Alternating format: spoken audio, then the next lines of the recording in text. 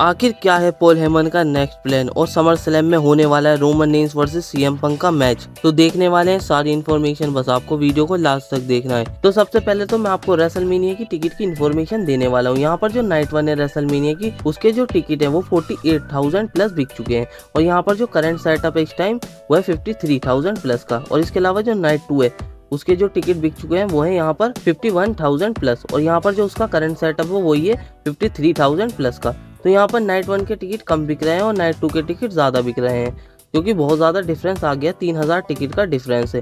तो यहाँ पर नाइट 1 के टिकट कम बिके हैं और नाइट 2 के ज़्यादा बिक रहे हैं। और वैसे भी रेसलमेनिया के इस बार के जो टिकट है वो कम बिक रहे हैं, क्योंकि ना इन्होंने रेसलमेनिया की टिकट की जो प्राइस है वो बहुत ज़्यादा रख रखी है। इस वजह से जो टिकट है वो बहुत ज़्यादा कम बिक रहे हैं, क्योंकि आपने देखा होगा रॉयल रंबल के कितने ज़्यादा टिकट बिक चुके थे और यहाँ पर रेसलमेनिया के टिकट कम बिक रहे हैं, क्योंकि इन्होंने प्राइस बहुत ज़्यादा हाई रखा है। और इसके अलावा जो बैकलैश 2025 है उसके ना 11,000 प्लस टिकट बिक चुके हैं और यहाँ पर जो करंट सेटअप है वो 15,000 प्लस का। तो यहाँ पर जो बैकलैश 2025 है इसके जो टिकट है वो बहुत ज़्यादा बिकने वाले हैं, क्योंकि ना अगर जॉन सीना चैंपियन बन जाते हैं तो यहाँ पर बैकलैश 2025 के ना टिकट बहुत ज़्यादा बिकेंगे, क्योंकि जॉन सीना की वजह से लोग बैकलैश में बहुत ज़्यादा आएंगे। इसके अलावा WWE ने सोलो सिकोवा का जो मोमेंटम है वो सारा का सारा खराब कर दिया 2025 में। 2024 में सोलो सिकोवा ने इतना बढ़िया काम करा, यहाँ पर वो ट्राइबल चीफ बन गए, इतने सारे मेन इवेंट करे, कोडी को पिन करा, रोमन को पिन करा। इस तरीके से 2024 में इतना बढ़िया काम करा सोलो सिकोवा ने। और इस बार 2025 में ना सोलो सिकोवा रॉयल रंबल में थे।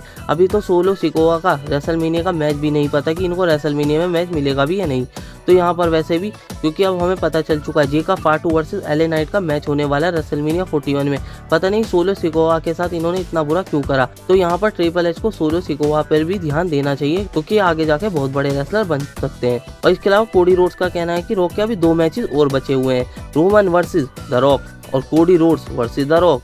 तो यहाँ पर ये 2 मैच आपको देखने को भी मिल सकते हैं फ्यूचर में। बस यही 2 मैच आपको देखने को मिलेंगे, रॉक के साथ बहुत ही कम चांसेस रहेंगे। और इसके अलावा एक और मैच के भी चांसेस बन रहे हैं कि रॉक वर्सेस जॉन सीना का भी मैच आपको देखने को मिल सकता है, इसी साल में देखने को मिल सकता है। वाला मैच भी अनडिस्प्यूटेड चैंपियनशिप के लिए, अगर जॉन सीना चैंपियन बन जाते हैं तो ये वाले मैच के भी चांसेस रहेंगे। और इसके अलावा रोमन वर्सेस रॉक और कोडी वर्सेस रॉक के मैच के चांसेस रहेंगे। और इसके अलावा जो नाइट ऑफ चैंपियन है ना, उसकी हमारे पास डेट निकल कर आ चुकी है। तो ये होने वाला है 28 जून को। जल्दी इसकी अनाउंसमेंट WWE कर देगी, क्योंकि ये सऊदी अरब में वैसे भी होने वाला है। और इसके 1 वीक बाद आपको एवोल्यूशन PPV देखने को मिल जाएगा, जिसके अंदर विमेंस के ही मैचेस होंगे। तो ये वाला जो PPV है वो 5 जुलाई को आपको देखने को मिल जाएगा। और इसके अलावा मैंने मनी इन द बैंक के आपको पहले ही डेट बता दी थी।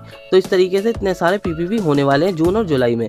और उसके बाद हमें समर स्लैम पता ही है, फिर उसके बाद हमें समर स्लैम देखने को मिलेगी। और यहाँ पर जो केविन ओवंस को इंजरी हो गई है वो रियल है। यहाँ पर बहुत सारे लोग कह रहे हैं कि वो फेक है। तो यहाँ पर जो न्यूज़ सारी निकल कर आ रही है उससे यही पता चल रहा है कि ना ये जो इंजरी हुई है केविन ओवंस को ये बिल्कुल रियल है। तो ये वाली जो इंजरी हो गई थी उन्हें जनवरी के टाइम पर हुई थी। ये वाली जो इंजरी थी ये कोई रैंडम मैच में हुई थी, कोई ऐसे लैडर मैच में नहीं हुई थी जो कोडी रोड्स के साथ हुआ था। तो यहाँ पर अब रैंडी ऑर्टन का क्या होगा रेसलमेनिया में? क्या रैंडी ऑर्टन को कोई मैच नहीं मिलेगा? तो मुझे नहीं लगता जल्दी WWE रैंडी ऑर्टन के लिए कोई अपोनेंट ढूंढेगी, क्योंकि रेसलमेनिया में रैंडी ऑर्टन ना हो ऐसा नहीं हो सकता। तो यहाँ पर रैंडी ऑर्टन के लिए हमें कोई और सा अपोनेंट देखने को मिलेगा।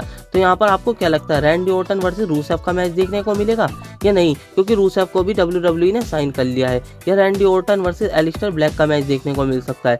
तो आपको क्या लगता है कौन होगा रैंडी ऑर्टन का अपोनेंट रेसलमेनिया 41 में? तो यहाँ पर वैसे तो रेसलमेनिया 41 में रैंडी ऑर्टन तो होंगे ही। और इसके अलावा WWE 2026 में मैक्सिको में एक PLE करवाने की सोच रही है। तो आपको क्या लगता है कौन सा PLE हमें देखने को मिलेगा? तो यहाँ पर मुझे लगता है बैकलैश हमें देखने को मिल सकता है। और इसके अलावा जो रोमन रेंस है उनको सबने धोखा दिया, बस डीन एम्ब्रोस और द रॉक ने उन्हें धोखा नहीं दिया। तो यहाँ पर डीन एम्ब्रोस और द रॉक हमेशा रोमन रेंस के साथ ही रहे हैं। और इसके अलावा पॉल हेमन का क्या है अगला प्लान, तो इसके बारे में मैं आपको सारी इन्फॉर्मेशन बता देता हूँ। जैसे कि पॉल हेमन ने पहले करा था कि वो ब्रॉक के पास चले गए थे। सबको लग रहा था कि पॉल हेमन ब्रॉक के पास ही रहेंगे। जब वो रोमन रेंस के पास से हटकर ब्रॉक के पास चले गए थे, ब्रॉक लेसनर के पास, तो सबको लग रहा था कि पॉल हेमन ब्रॉक लेसनर के पास ही रहेंगे। पर पॉल हेमन ने ब्रॉक लेसनर को धोखा दे दिया और वापस रोमन रेंस के पास ही आ गए। तो कभी ऐसा ही हो, इस बार भी पॉल हेमन यही करें। और यहाँ पर भी इसी तरीके से हो सकता है कि पॉल हेमन अब CM पंक के पास चले जाएं और रेसलमेनिया में CM पंक को धोखा देके वापस रोमन रेंस के पास आ जाएंगे। ये भी हो सकता है जैसे ब्रॉक लेसनर के टाइम पर हुआ था। तो इस तरीके से भी पॉल हेमन कर सकते हैं। इसके अलावा हमें सबसे बड़ा शॉकिंग मूवमेंट देखने को मिलेगा, यहाँ पर पॉल हेमन ज्वाइन कर लें सेथ रॉलिंस को, ये भी हो सकता है। क्योंकि WWE अभी आजकल इसे बहुत ज्यादा टीज कर रही है, सेथ रॉलिंस और पॉल हेमन को बहुत ज्यादा साथ में दिखा रही है। तो यहाँ पर यह भी हो सकता है कि पॉल हेमन सेथ रॉलिंस के साथ चले जाएं और यहाँ पर मैच के जो विनर है वो सेथ रॉलिंस बन जाए। और इसके अलावा WWE को समर स्लैम 2025 में Roman Reigns versus CM Punk का मैच करवाना है, तो यहाँ पर पॉल हेमन जो है ना वो सीएम पंक के पास ही रहेंगे और हमें फिर Roman Reigns versus CM Punk का मैच देखने को मिलेगा समर स्लैम 2025 में। ये जो मैच होगा ये पॉल हेमन के लिए होगा और यहाँ पर उसको कस्टडी मिल जाएगी जो भी ये मैच जीतेगा पॉल हेमन की।